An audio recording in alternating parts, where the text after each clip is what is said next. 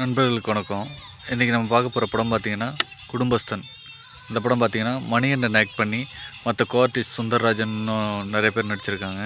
Mostly இந்த நக்கல்டிஸ்ட் team தான் இந்த படம் ஃபுல்லாக வருவாங்க. அவங்களுடைய காம்பினேஷன் எல்லாமே எல்லா ஆர்டிஸ்ட்டும் நல்லா ஏற்கனவே யூடியூப்பில் பிரபலமானவங்க. மணிகண்டன் பார்த்திங்கன்னா ஒரு கதைக்கான ஹீரோ. அவர் மிடில் கிளாஸ் ஸ்டோரியில் உள்ள கதைகளுக்காக நல்லா ஆப்டாக சூட் ஆவார். இந்த கதை பார்த்திங்கன்னா ஃபஸ்ட் ஸ்டார்டிங்லேயே இவர் லவ் மேரேஜ் பண்ணிட்டு வீட்டுக்கு தெரியாமல் விட்டு வந்துடுவார். திரும்ப அவங்க ஃபேமிலியில் கொஞ்ச நாள் கழித்து ஒரு வருஷம் கழித்து சேர்த்துப்பாங்க.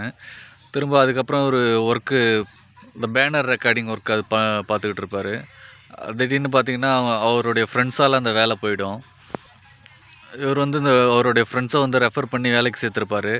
அவர் ஒரு தப்பு பண்ணோடனே அவர் கேட்க போய் இவர் திரும்ப அடித்து கையில் போய் அந்த ஜாப் விட்டு வந்துடுவார்.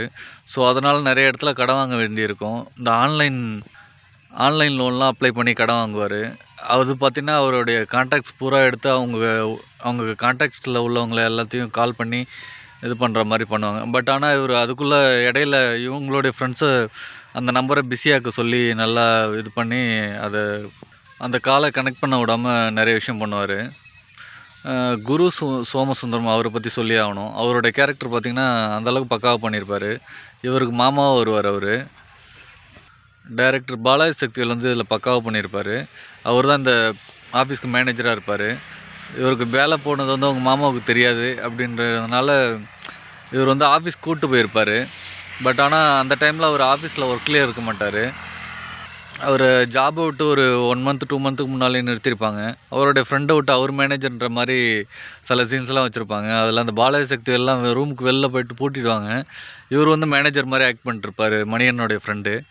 அந்த சீன்லாம் செம்ம ஒரு காமெடியாக செம்ம ஃபன்னாக போயிட்டுருக்கும். சான்ஸே இல்லை. நம்ம பாலாஜி சக்திவேல் டைரக்டர் பாலாஜி சக்திவேல் அந்தளவுக்கு ஹியூமரஸாக பண்ணியிருப்பார்.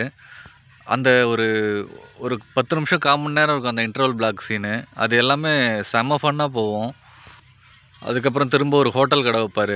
அதுலேயும் அவருக்கு நல்லா போயிட்டுருக்கும். ஆப்போசிட்டில் இன்னொரு ஹோட்டல் கடை வந்துடும்.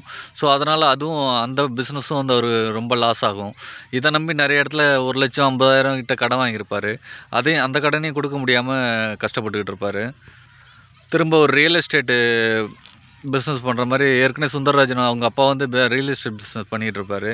ஸோ இவரும் அதில் எதுவுமே முடியாத டைமில் அந்த ரியல் எஸ்டேட்டில் போயிட்டு ஒரு இடத்த முடிச்சு கொடுத்தா 3,00,000 ரூபா வரும் அப்படின்ற மாதிரி இருக்கும். கடைசியில் கிளைமேக்ஸில் அவரும் ஏமாற்றிடுவார். அந்த இடத்த வாங்கினவர் 3,50,000க்கு 1,00,000 தான் 1,50,000 தான் கொடுப்பாரு. ஸோ அதுலேயும் அவருக்கு லாஸ் ஆகிடும். திரும்ப கடைசியாக பார்த்திங்கன்னா திரும்ப பாலாஜி சக்திவேல் ஆஃபீஸ்க்கே அவர் வேலைக்கு ஜாயின் பண்ணுற மாதிரி காமிச்சிருப்பாங்க.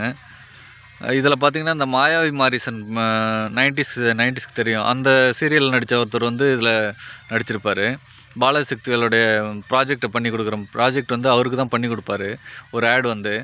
ஸோ அவருடைய ஆக்டிங்கும் நல்ல ஹியூமரஸாக இருக்கும். ரொம்ப வருஷத்துக்கு அப்புறம் அவர் ஆக்ட் பண்ணியிருக்காரு. நீங்கள் பார்த்தீங்கனாலே தெரியும் உங்களுக்கு.